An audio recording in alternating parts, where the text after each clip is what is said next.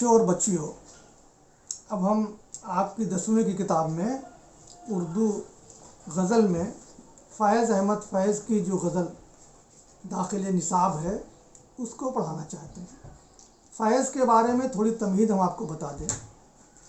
فیض ہندوستان، پاکستان بلکہ دنیا کے اردو کے نامور شاعروں میں سے ہیں، اور ان کی شاعری میں جو ایک انقلاب کا نعرہ ہے، انقلاب کی گونج ہے، اور رومانیت پسندی بھی ہے، اور کہنا یہ چاہیے کہ انقلاب اور رومانیت پسندی کا جو ایک امتزاج ہے، ملاوٹ ہے، اس نے ان کی شاعری کو ایک خاص چیز بنا دیا ہے۔ بے انتہا قابل آدمی تھے، انگریزی کے بہت بڑے اسکالر یہ بھی تھے، جیسے میں نے اس دن فراق گورکھپوری کے بارے میں بتایا تھا کہ وہ انگریزی کے اسکالر تھے، اردو کے اور فارسی کے بھی بہت جو کہنا چاہیے کہ بڑے عالم تھے، شاعری میں ان کا بلند مقام تھا۔ یہی حال فیض کا بھی تھا۔ یہ بھی فیض نے بھی اردو، فارسی، عربی، انگریزی میں جو اپنی پوری قابلیت حاصل کرنے کے بعد پھر کچھ دنوں تک انہوں نے بھی لوگوں کو انگریزی لیکچرر کی حیثیت سے اپنی خدمات دیں، کافی یہ مشہور ہوئے۔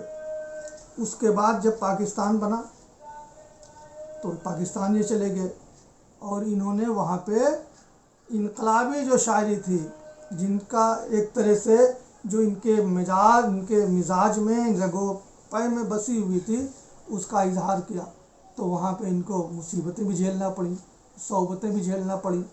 ابھی کچھ دن پہلے آپ کو ایک چیز یاد دلا دیں، جب یہاں CAA کے اوپر پروٹیسٹ ہو رہا تھا تو ان کی ایک نظم کہ ہم دیکھیں گے، وہ ہے نا، وہ لازم ہے کہ ہم بھی دیکھیں گے جب ارض خدا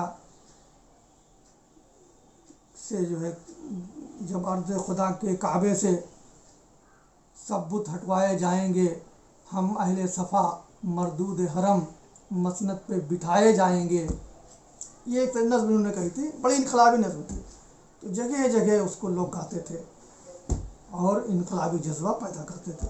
تو یہ گویا کہ انقلابی شاعر ہیں اور رومانیت پسندی بھی ہے۔ ان کی جو پہلی کتاب تھی جس سے ان کو بے انتہا شہرت ہوئی، وہ تھی نقش فریادی، نقش فریادی، اور دوسری کتاب تھی جس کا نام تھا دست صبا۔ یہ دونوں کتابیں، نقش فریادی اور دست صبا، یہ بے انتہا مشہور ہوئی ہیں، اور کئی کتابیں ان کی ہیں، مجموعہ کلام ہیں، لیکن میں خاص طور سے ان دو کی بات کر رہا ہوں۔ تو میں نے یہ بتایا آپ کو کہ ان کو چونکہ کمیونزم سے، کمیونسٹی مزاج کے آدمی تھے، کمیونزم والا خیال ان کے اندر جو غالب تھا، اس لیے روس نے ان کو اپنے دیش کا سب سے بڑا جو لینن ایوارڈ ہوتا ہے ان کے دیش کا، اس سے ان کو نوازا تھا۔ اور فیض کی شاعری میں حسن اور عشق بھی ہے، انقلاب بھی ہے، ترقی پسندی بھی ہے، محنت کرنے اور مزدوروں کی آواز کو بلند کرنے اور ان کو ایک نیا کہنا چاہیے کہ جہد دینے، ایک نیا آہنگ دینے کا حوصلہ بھی ہے۔ یہ ساری چیزیں ان کی شاعری میں ملتی ہیں۔ تو ان کی جو غزل ہے، اب اس کے اوپر ہم آ رہے ہیں اور آپ کو سمجھانا چاہتے ہیں۔ شاعر کہتا ہے، کب ٹھہرے گا درد دل، کب رات بسر ہوگی۔ اپنے دل سے پوچھ رہا ہے، دل کو مخاطب کر رہا ہے کہ یہ دل تو بتا کہ میرے دل کی جو درد ہے، جو تکلیف ہے، جو کسک ہے، جو چبھن ہے، وہ کب ختم ہوگی، کب رات بسر ہوگی، اور رات ہماری کب گزرے گی، کیونکہ ہم اتنی مصیبت میں ہیں، پریشانیوں میں ہیں کہ وہ رات ہم سے کاٹی نہیں جاتی ہے۔ سنتے تھے وہ آئیں گے، سنتے تھے سحر ہو گئے۔ شاعر اپنے دل سے کہہ رہا ہے کہ ہم نے یہ سنا تھا کہ ہمارا محبوب ہم سے ملاقات کے لیے آئے گا اور یہ جدائی کی رات ختم ہو جائے گی۔ تو ہم نے جو شروع کی تھی فیض احمد فیض کی غزل کی تشریح، اسی پہ ہم آ رہے ہیں۔ کب ٹھہرے گا دل کب ٹھہرے گا درد دل، کب رات بسر ہوگی۔ سنتے تھے وہ آئیں گے، سنتے تھے سحر ہوگی۔ شاعر کہہ رہا ہے، اپنے دل سے پوچھ رہا ہے ایک عاشق کے صادق کی طرح کہ ہمارے لیے تو ہمارے محبوب کا آنا ہی زندگی ہے، نہ آنا موت کے سمان ہے، تو موت کے مانند ہے، لیکن ابھی تک ہمارا محبوب ہم سے ملاقات کے لیے نہیں آیا ہے۔ تو وہ شاعر اپنے دل سے پوچھ رہا ہے کہ کب ٹھہرے گا درد دل، اے دل تیرا یہ درد کب رکے گا، کب رات بسر ہوگی اور تیری جدائی کی رات کب ختم ہوگی، کیونکہ سنتے تھے وہ آئیں گے، سنتے تھے سحر ہوگی۔ ہم یہ سنتے تھے کہ ہمارا محبوب آئے گا، اور جب وہ آئے گا تو پھر یہ رات جو ہے وہ صبح میں بدل جائے گی، ہمارا غم چین میں بدل جائے گا۔ اب تو بتا کہ آخر وہ کب آئیں گے، اور آئیں گے کہ نہیں آئیں گے۔ اس کے بعد دیکھیے دوسرا شعر ہے کہ کب جان لہو ہوگی، کب اشک گوہر ہوگا۔ اب دیکھیے اشک مانے آنسو، گوہر مانے موتی، یعنی آنسو جب موتی بن جائے، قیمتی ہو جائے وہ وقت کب آئے گا، اور ہم محبت میں جان دیتے دیتے کب کامیاب ہوں گے، کب ہماری جان جو ہے خون بن جائے گی، یعنی ہماری جان، ہمارا عشق جو ہے وہ سچا ثابت ہوگا، اور ہمارے آنسو جو ہیں یہ موتیوں کا مقام حاصل کر لیں گے۔ کس دن تیری سنوائی اے دیدہ تر، دیدہ تر مانے رونے والی آنکھ جس سے آنسو بہ رہے ہیں۔ شاعر پھر پوچھ رہا ہے اپنی آنکھوں سے کہ تم آخر کب تک روتی رہو گے، تمہارے آنسوؤں میں کب اثر پیدا ہوگا، تمہارے محبوب کے دل پر تمہارے غم و اندوہ کا اثر کب ہوگا، کب وہ تم سے مائل با التفات ہوں گے، محبت وہ کرنے لگیں گے۔ تیسرا شعر دیکھیے، کب مہکے گی فصل گل، کب بہکے گا میں خانہ۔ فصل گل مانے بہار کی فصل، گل مانے گلاب، فصل مانے گلاب کی فصل، ارتھات یعنی وہ بہار کا زمانہ، یعنی بہار کا زمانہ کب آئے گا۔ اور بہار کے زمانے میں یہ بھی لوگ کہتے ہیں کہ شراب کی مستی بھی چھاتی ہے لوگوں کے اوپر، شراب پینا بھی ان کو خوب اچھا لگتا ہے۔